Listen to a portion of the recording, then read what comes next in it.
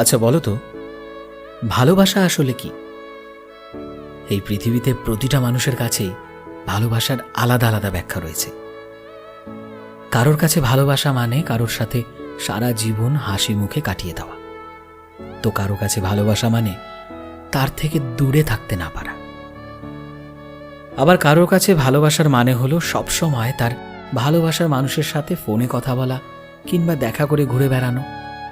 আবার কারো কাছে ভালোবাসার মানে হলো প্রিয় মানুষটা যতই দূরে থাকুক না কেন, তার কথা ভাবতে ভাবতে ক্লান্ত হয়ে যাওয়া। কিন্তু তোমরা কি জানো যে আসলে এই সব কোনো কিছুই ভালোবাসা নয়? যদি রাস্তায় চলার সময় তুমি কোনো মানুষকে দেখে বলো, ওয়াও, মেয়েটা কি সুন্দর, ছেলেটা তো বেশ হ্যান্ডসাম, তাহলে কি আমার লাভ এট ফার্স্ট সাইট হলো? তবে সেটা কিন্তু ভালোবাসা নয়।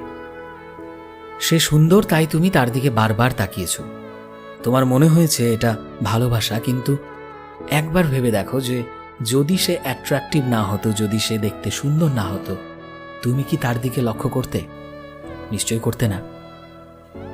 কারো সুন্দর মুখ দেখে তার দিকে বারবার তাকানো, তাকে বারবার দেখতে চাওয়া, এটা যদি তোমার কাছে ভালোবাসা মনে হয়, তাহলে তুমি কিন্তু একদম ভুল। এটা শুধুমাত্র একটা ইনফ্যাচুয়েশন বা শুধুমাত্র একটা অ্যাট্রাকশন, যার সময়সীমা বেশি দিন থাকে না। এই ফিলিংসগুলো খুব তাড়াতাড়ি উড়ে যায়। কেন জানো?